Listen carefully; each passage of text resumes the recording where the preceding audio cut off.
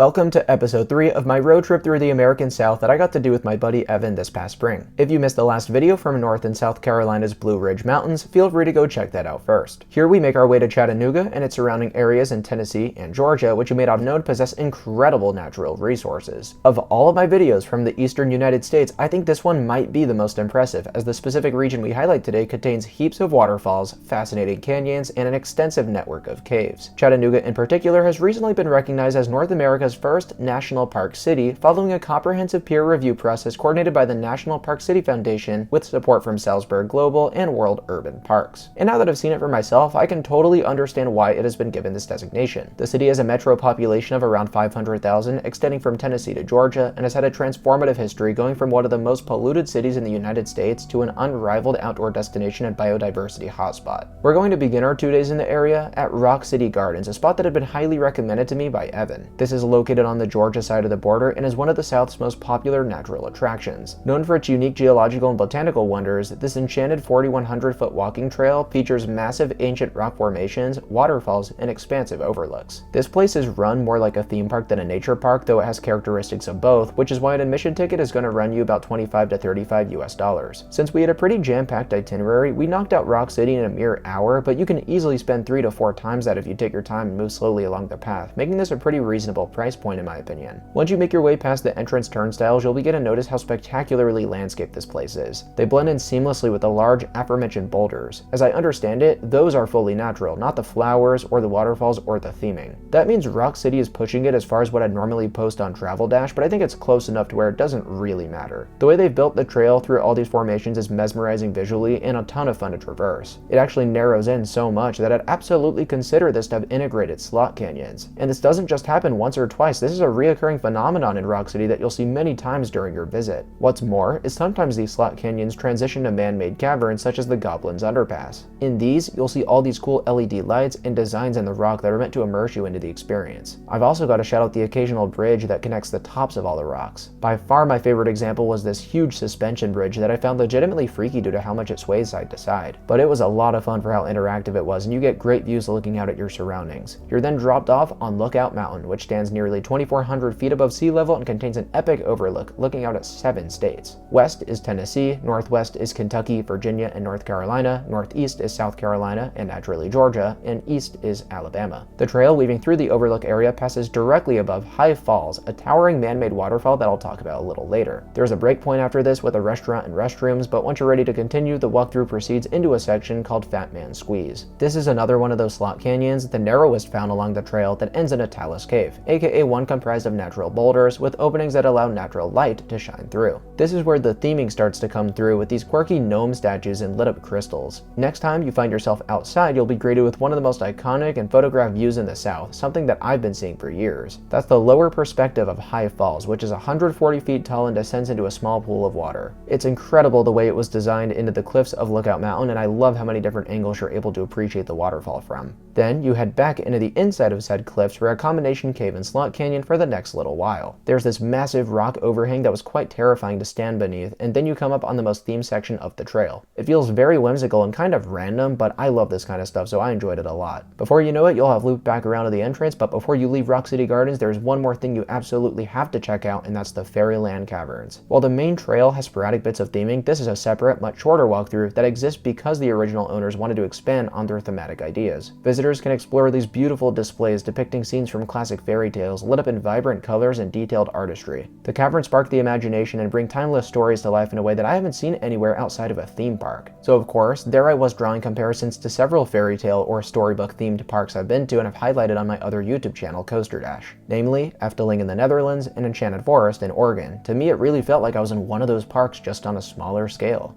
Rock City Gardens was totally awesome. It's unconventional. It's not the kind of thing I'd usually feature on Travel Dash. In my opinion, it's probably more akin to something I might feature on Coaster Dash, but you know what? It's adjacent to nature, and there are nature-oriented things about this, so I think it totally fits. Oh, I love Rock City. I've been going here since I was a kid, and every time I visit this place, I just love it even more. It's just such a fantastic place. There's so much to see, so much to do. It's so unique. Oh man, you gotta come here at some point in your life. And there's another highly touristy spot just down the road called Ruby Falls, which is up next. To access Ruby Falls, you're going to head just up the road from Rock City, crossing into Tennessee for the first time this trip, and it's going to require a guided tour to see. More specifically, this is a cave tour that'll run you about $30 and last approximately an hour and a half. I'd strongly suggest purchasing tickets online in advance as they do sell out, and this is a must-see in Chattanooga. So now we have crossed into Tennessee. We're about to check out Ruby Falls, which is, I think, the largest readily accessible cave waterfall in the country. Yeah, this place is really awesome. I've been here a couple times before, and it's just one of the coolest sights in nature. It's so cool. Evan's gonna be passing it this time around since he's done it before, and yeah, there's a cost to it. Yeah, it is pretty expensive, and I did it pretty recently, so I'm okay just waiting and let Mark doing it. But I'm really looking forward to it, so let's dive in.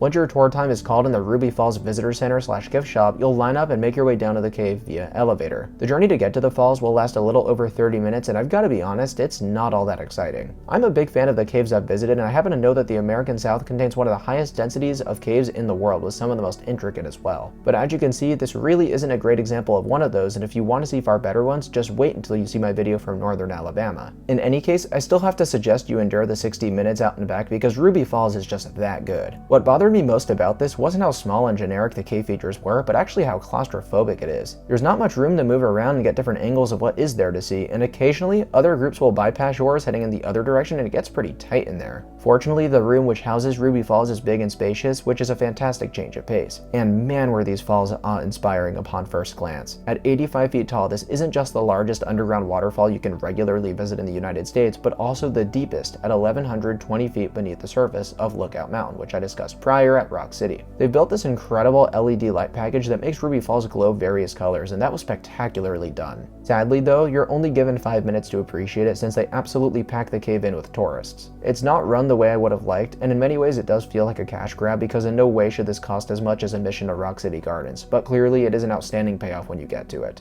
So that was Ruby Falls. Really, really cool. The waterfall itself is over the top outstanding and one of the most incredible cave formations I've ever seen. I cannot believe that's natural. The rest I thought was just okay. It's definitely the least impressive cave I've been in otherwise. The actual guide was awesome. But yeah, it just seemed like a lot of the time he was kind of rambling on about things just to pass time. Other than that, I still really enjoyed it. But I get why you just wanted to pass it. Yeah, that's why I wanted to pass on, because when I did it before, I was also underwhelmed with the cave experience, as well as just how many people are down there and how small the cave is. It's very claustrophobic. And then the waterfall itself is absolutely amazing, but like I just didn't want to go through the cost and all the effort to kind of get there again. I definitely will want to go back one day, and it's an awesome site. Like if you have never seen it, you need to see it at least once, because it is definitely like one of the best cave views ever, but it leaves something else to be desired with the rest of the experience. Alrighty, we're gonna head over to Falling Waterfalls now. We got a couple waterfalls to round out the day. Should be a lot of fun.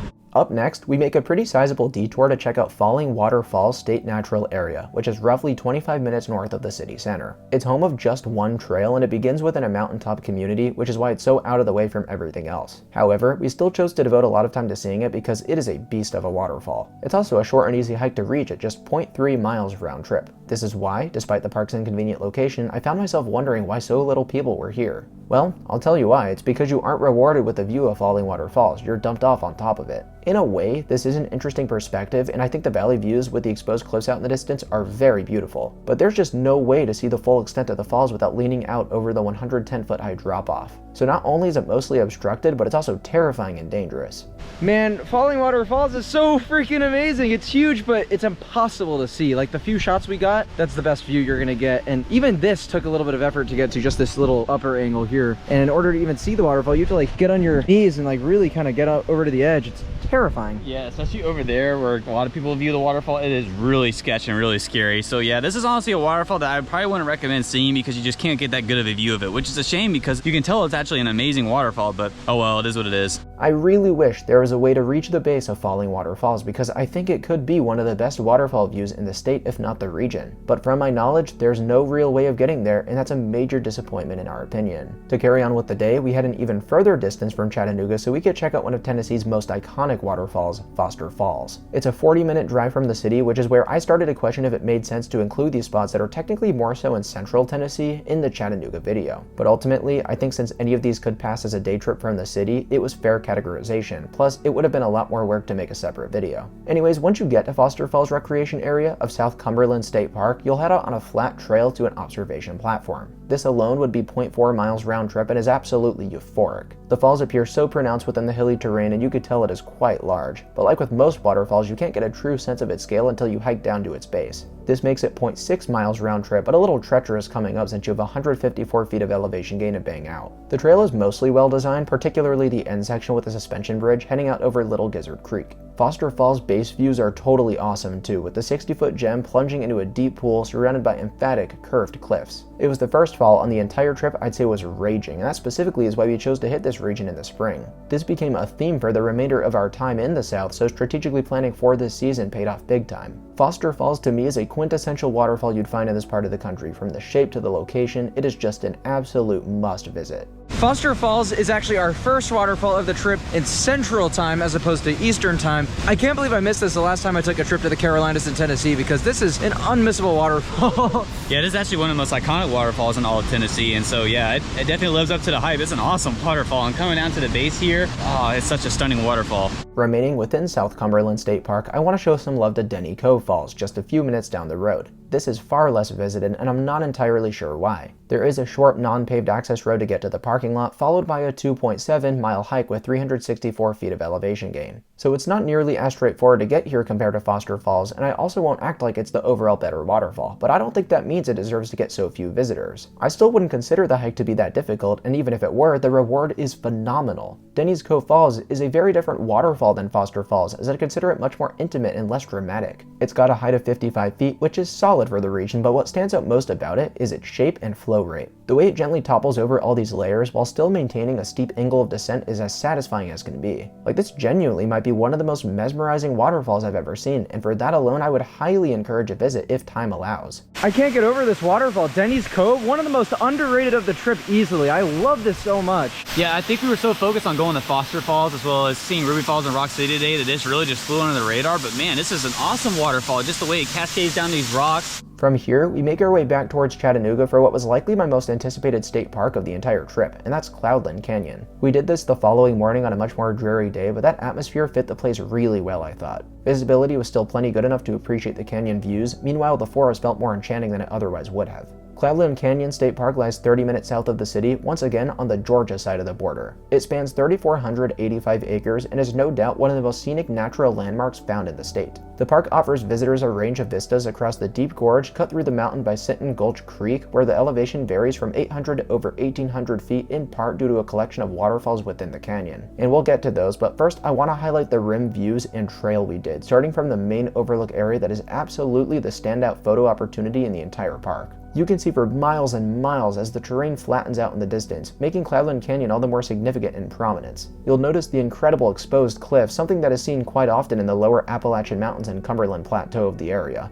Facing west, I've also got to note the unnamed seasonal waterfall that I spotted flying off the side of the canyon. That was just the cherry on top to an already outstanding scene. We did roughly 2.5 miles of hiking to get some views from the west rim too, and these were pretty cool as well. Not all too different from those found at the east rim, but I still liked that I was able to enjoy different perspectives of Cloudland Canyon, especially towards the end of our out and back where there was a handful of observation platforms and one allowed us to look into a canyon opening we hadn't seen up to that point. So I was glad to tack this onto our visit, even though I wouldn't say it's a must-do for everyone. From there, we looped back around to where we started and eventually came across the trail intersection for the lower waterfall hike. If you're looking to hit the two falls from the East Rim parking lot, it's just 1.2 miles round trip, which isn't much, but the nearly 500 feet of elevation gain will certainly kick your butt. It's mostly comprised of steps leading down to the second waterfall, so if you struggle with this kind of thing, I might only suggest Cherokee Falls. This is a gorgeous 60-foot drop into a colorful pool of water. The cliffs and greenery are sublime and remind me a lot of central Tennessee waterfalls like Foster Falls, for example. It's quite the accessible spot, and I think it'll blow your mind the same way it did mine, that it's situated at the bottom of Cloudland Canyon. But then you remember that there's a whole another one, and it's actually a fair bit larger too. The descent to Hemlock Falls is really fun, and I love the design here, but of course coming back up is going to be a grind for most people. I would definitely say it's worth it to see the 90-foot high blanket of water though. Hemlock Falls is just incredible, with a similar location and appearance, but obviously a completely different shape. I thought it was a perfect complement to Cherokee Falls, with the only downside being that you can't get nearly as close to it.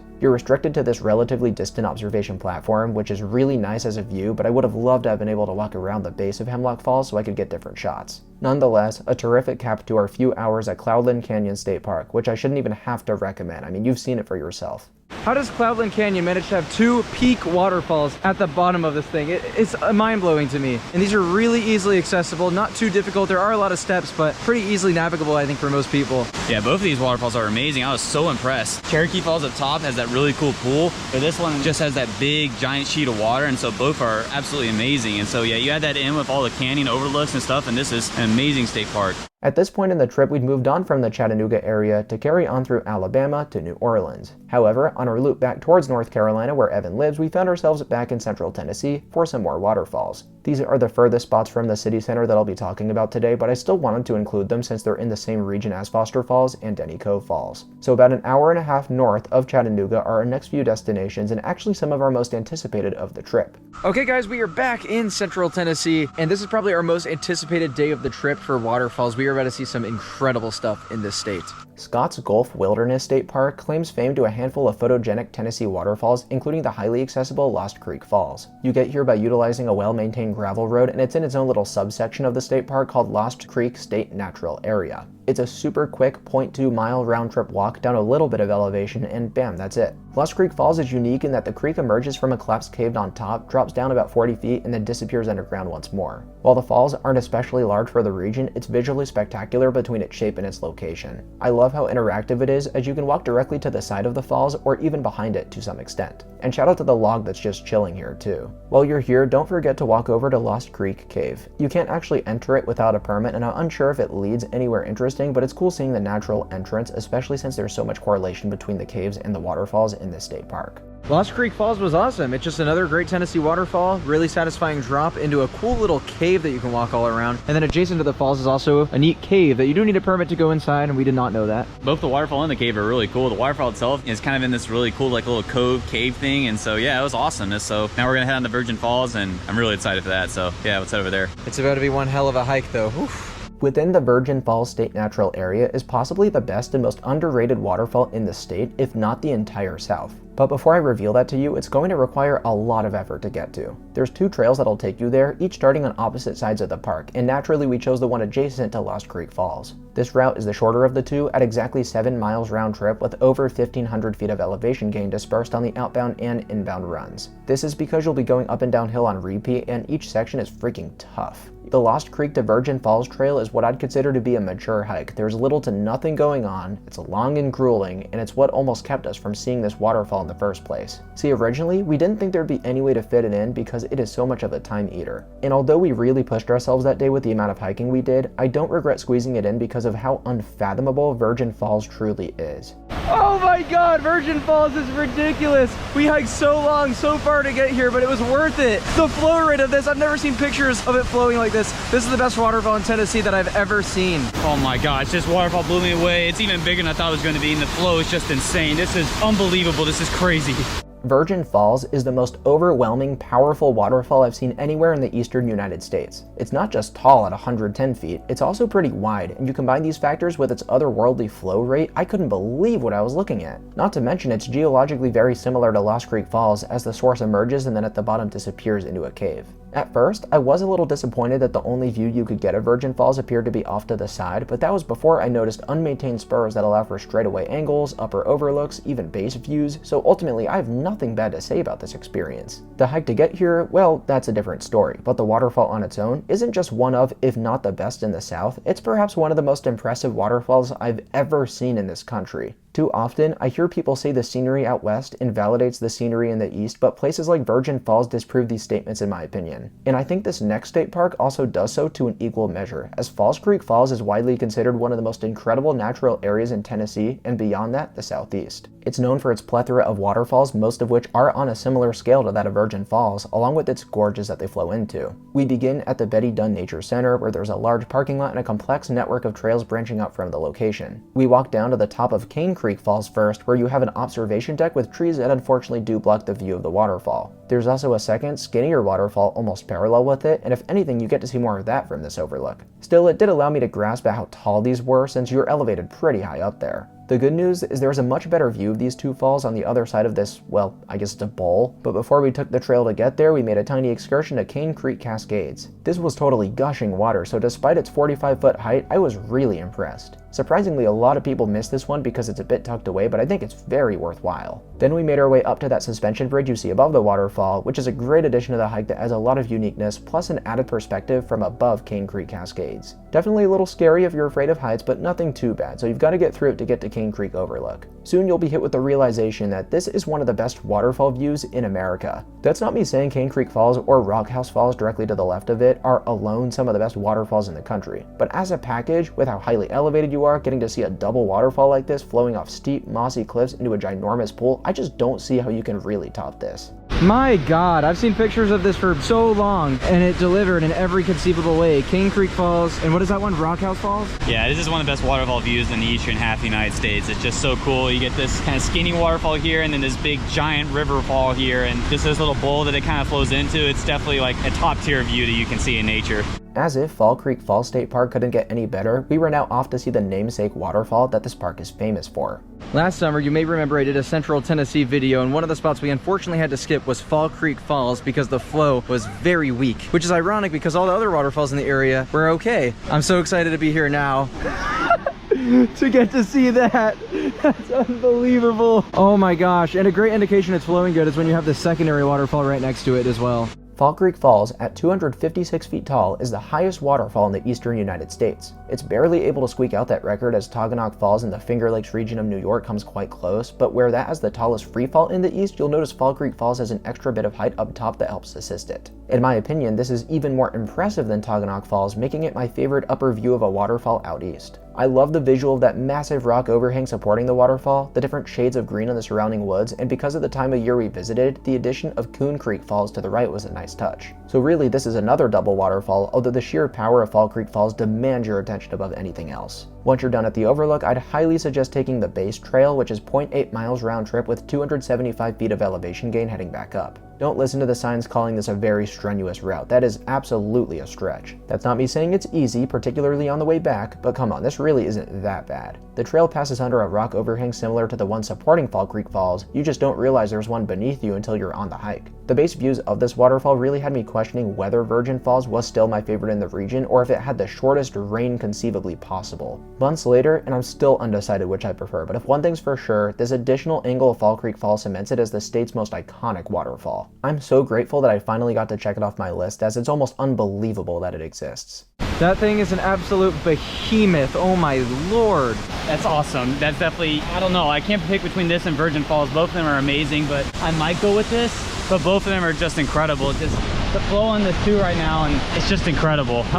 Now, since it's right nearby and another decently popular waterfall, we devoted some time to driving out to Piney Creek Falls, or Piney Falls as it's more commonly known. There's a short walk to reach an observation platform where you can see the waterfall out in the distance, but this left me more confused than anything else. Was there really no better view we could get of these falls? If not, why would anyone bother wasting their time here when Fall Creek Falls and the others are right at its doorstep? Piney Falls is a decent conclusion of Falls Creek Falls State Park. You can't really get up close to it, which is the problem, but it's still a nice waterfall. It looks actually pretty huge. Yeah, it's kind of a shame you can't get to the base of it because it looks like it's actually a really solid waterfall. Still, it's a great conclusion to this park, and Fall Creek Falls, man, this state park is unbelievable. It's honestly close to being like national park for me, like how good it is. There's actually a couple national parks that I would probably rank lower to this if this were a national park. All the trails here, everything you can do, this park is really amazing. So if you have the chance, come out here because it really is a great place. Falls Creek Falls is a place that I'd wanted to go to for a very long time, so I was so glad we got to make it out here on this trip. This has been the best run of things on this trip easily. I've been blown away by it. To conclude the video now, I want to talk about Savage Gulf State Park, home of two waterfalls of its own. It doesn't cover a massive expanse of land, but the falls are evenly dispersed throughout the park, one on each side of it. Cedar Falls is a short and relatively straightforward mile-long experience, and I actually really like the trail design here. The first half isn't anything too special as it weaves through the forest, but once you get walking alongside Rocky Mountain Creek, it is incredibly engaging until the end. You'll find yourself beneath this elongated rock amphitheater that you'll eventually see Cedar Falls flow off of. When we visited, we had some water gently flowing off the overhang well before you got to the finish line, so that was pretty cool. And to top it all off, there's a suspension bridge right before you reach the waterfall's base. This one is narrow and low-key kind of sketchy, but you do get an awesome straightaway look at Cedar Falls from the middle of it. And man, what a sick waterfall this is, between its 40-foot height making up a super cool shape, and its setting, which we talked about. I couldn't get enough of this spot. I was surprised I hadn't heard of it before, because this was one of those places I think I'd probably make up in a dream. I genuinely loved everything about it, so it's almost a shame that it's in an area with so many other larger waterfalls that overshadow it. If it were in most other parts of the country, I think Cedar Falls would be far more visited. Waterfall 1 of 2 and Savage Gulch State Park was really cool. I think Cedar Falls is actually one of the more underrated Tennessee waterfalls I've seen. Yeah, I feel like this waterfall kind of gets overshadowed by some of the other ones around here, but really nice waterfall, and it's definitely worth coming out here. It's not that hard of a trail, and just the setting that it's in is really nice. Getting to the other end of the state park runs you about a 25-minute drive, and that's where you're going to find the Cedar Falls Trailhead. This is an even simpler journey and basically just as interesting, with a rock overhang of its own and some serene wildflower bloom at the time of our visit. Just before reaching the base of the waterfall, you'll also come up on a spiral staircase, and off the top of my head I can't think of another hike that incorporates this exact element. So I did really enjoy that. I just wish you could vividly see the falls from it like you can the suspension bridge at Cedar Falls. Regardless, it isn't long before you've made it to Cedar Falls, and this is an equally as beautiful waterfall for a variety of reasons. I love the pool and gorge that it flows into. I think its shape is extremely satisfying, and there were a number of people swimming here, so I imagine this is very popular in the summertime. To me, Cedar Falls is yet another classic Tennessean waterfall, and that can only be a compliment because this state is amazing for natural beauty. Cedar Falls is absolutely awesome. Really glad we got to squeeze this in because originally we weren't going to be doing this. Evan had done it before. Yeah, I've done it before, but I wanted to bring Mark here since it's one of my favorite waterfalls in this area. And it's definitely really awesome. I think I actually lean Cedar Falls though if we're talking about this state park. That was a really cool spot. Yeah, I might agree. Just the setting of that one's a little bit better. Just being kind of in that cave area and kind of it feels so isolated, where this one definitely feels a little more popular and more developed. That being said, it was an overall amazing time in the Chattanooga area as well as central Tennessee. Thank you all so much for joining me today. Man, this area is so absolutely special. You have so many hidden gem waterfalls, really cool caves and canyons apparently. Yeah, this area is one of my favorite in the east, honestly. Just between all the stuff you can do in Chattanooga and all the waterfalls up and down central Tennessee, it's just such a special area for me, and I always will continue to come back here because it really is an amazing spot. Thank you all so much for watching, and we'll see you in the next one. Peace out.